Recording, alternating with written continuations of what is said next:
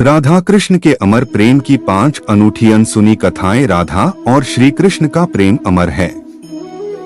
राधा ने श्री कृष्ण से और श्री कृष्ण ने राधा से निस्वार्थ और आत्मिक प्रेम किया था। इसी प्रेम का कारण आज श्री कृष्ण के नाम के आगे राधा लगता है। राधे कृष्ण। कोई रुक्मिणी कृष्ण क्यों नहीं कहता, जबकि रुक्मिणी भी तो राधा की तरह प्रेम करती थी।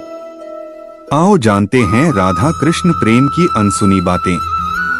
एक अन्य पौराणिक कथाओं के अनुसार राधा श्री कृष्ण से 5 वर्ष बड़ी थी। राधा ने श्री कृष्ण को पहली बार जब देखा था, जबकि उनकी मां यशोदा ने उन्हें उखल से बांध दिया था। उन्हें देखकर राधा बेसुध सी हो गई थी और उनके प्रेम में पड़ गई थी। उन्हें लगा था कि यह किसी पूर्व जन्म का रिश्ता है।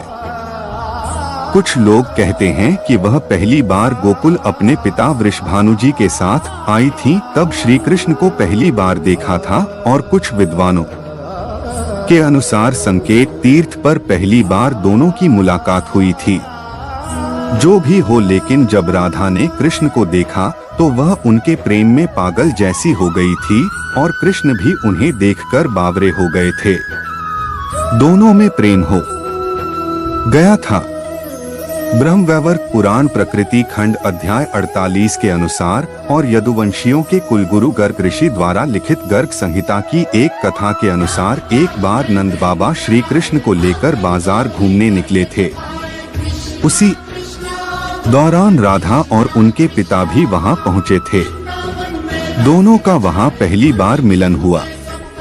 उस दौरान दोनों की ही उम्र बहुत छोटी थी। उस स्थान को सांकेतिक तीर्थ स्थान कहते हैं।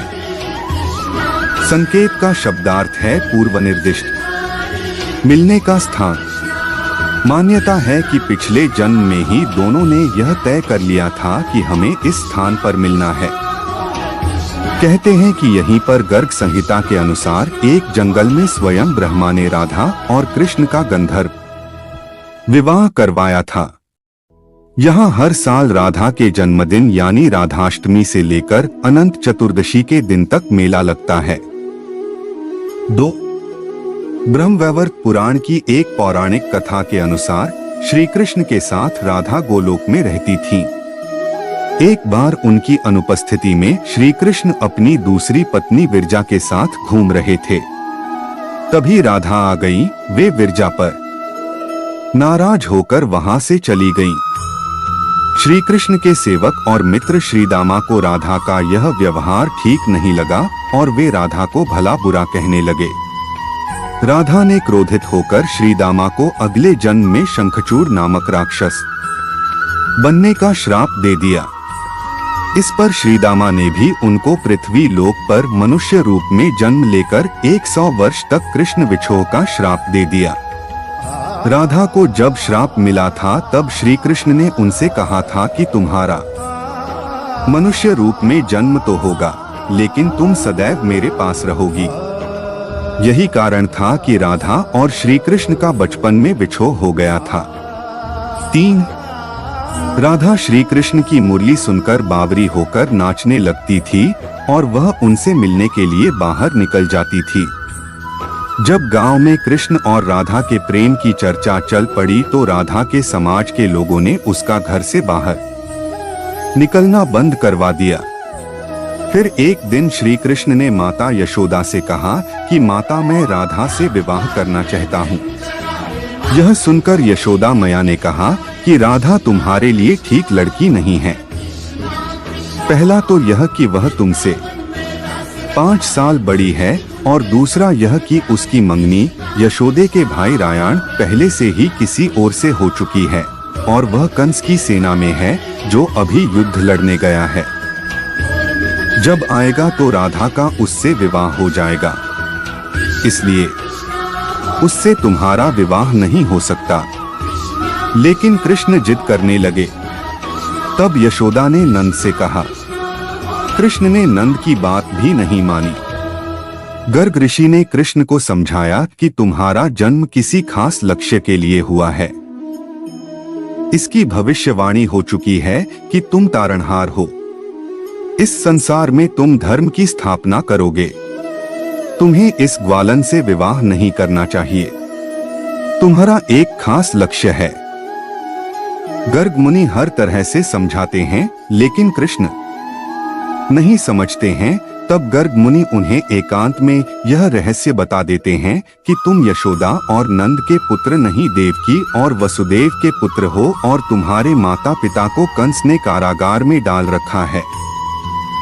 यह सुनकर श्री कृष्ण के जीवन की दशा बदल जाती है। 4. राधा के परिवार को जब पता चला कि यह श्री कृष्ण की मुरली सुनकर उनके प्रेम में नाचती हुई उनके पास पहुंच जाती है, तो उन्होंने राधा को घर में ही कैद कर दिया था। तब श्री कृष्ण ने अपने साथियों सहित एक दिन उन्हें रात में कैद से मुक्त कराकर उद्धव और बलराम सहित अन्य सखियां के साथ रात भर नृत्य किया था। यह रात पूर्णिमा की रात थी जब महारास हुआ था। बाद में राधा की माँ राधा के कक्ष में गई तो राधा उन्हें वहां सोते हुए मिली। कहते हैं कि उस वक्त श्री कृष्ण को 2 ही चीजें सबसे ज्यादा प्रिय थीं, बांसुरी और राधा। कृष्ण की बांसुरी की धुन सुनकर राधा के जैसे प्राण ही निकल जाते थे। कई जन्मों की स्मृतियों को कुरेदने का प्रयास होता था और वह श्री कृष्ण की तरफ खींची चली आती थी। भगवान श्री कृष्ण के पास एक मुरली थी जिसे उन्होंने राधा को छोड़कर मथुरा जाने से पहले दे दी थी। राधा ने इस मुरली को बहुत ही संभाल कर रखा था और जब भी उन्हें श्री कृष्ण की याद आती तो वह यह मुरली बजा लेती थी। श्री कृष्ण उसकी याद में मोरपंख लगाते थे और वैजयंती माला पहनते थे। श्री कृष्ण को मोरपंख तब मिला था जब वे राधा के उपवन में उनके साथ नृत्य कर रहे मोर का पंख नीचे गिर गया था, तो उन्होंने उसे उठाकर अपने सिर पर धारण कर लिया था और राधा ने नृत्य करने से पहले श्री कृष्ण को वैजयंती माला पहनाई थी। 5. जब कृष्ण वृंदावन छोड़कर मथुरा चले गए, तब राधा के लिए उन्हें देखना और उनसे मिलना और दुर्लभ हो गया। कहते हैं कि राधा और कृष्ण दोनों का पुनर्मिलन कुरुक्षेत्र में बताया जाता है, जहां सूर्य ग्रहण के अवसर पर द्वारिका से कृष्ण और वृंदावन से नंद के साथ राधा आई थीं। राधा सिर्फ कृष्ण को देखने और उनसे मिलने ही नंद के साथ गई थीं। इसका जिक्र पुराणों में मिलता है। इसके बाद राधा और श्री कृष्ण की अंतिम मुलाकात द्वारिका में हुई थी। सारे कर्तव्यों से मुक्त होने के बाद राधा आखिरी बार अपने प्रियतम कृष्ण से मिलने गईं। जब वे द्वारका पहुंची तो उन्होंने कृष्ण के महल और उनकी 8 पत्नियों को देखा। जब कृष्ण ने राधा को देखा तो वे बहुत प्रसन्न हुए। तब राधा के अनुरोध पर कृष्ण ने उन्हें महल में एक देविका के पद पर नियुक्त कर दिया। कहते हैं कि वहीं पर राधा महल से जुड़े कार्य देखती थीं और मौका मिलते ही वे कृष्ण के दर्शन कर लेती थीं। एक दिन उदास होकर राधा ने महल से दूर जाना तय किया। कहते हैं कि राधा एक जंगल के गांव में रहने लगी। धीरे धीरे समय बीता और राधा बिल्कुल अकेली और कमजोर हो गई। उस वक्त उन्हें भगवान श्री कृष्ण की याद सताने लगी। आखिरी समय में भगवान श्री कृष्ण उनके सामने आ गए। भगवान श्री कृष्ण ने राधा से कहा कि वे उनसे कुछ मांग लें, लेकिन राधा ने मना कर दिया। कृष्ण के दोबारा अनुरोध करने पर राधा ने कहा कि वे आखिरी बार उन्हें बांसुरी बजाते देखना और सुनना चाहती हैं। श्री कृष्ण ने बांसुरी ली और बेहद सुरीली धुन में बजाने लगे। श्री कृष्ण ने दिन रात बांसुरी बजाई। बांसुरी की धुन सुनते सुनते एक दिन राधा ने अपने शरीर का त्याग कर दिया।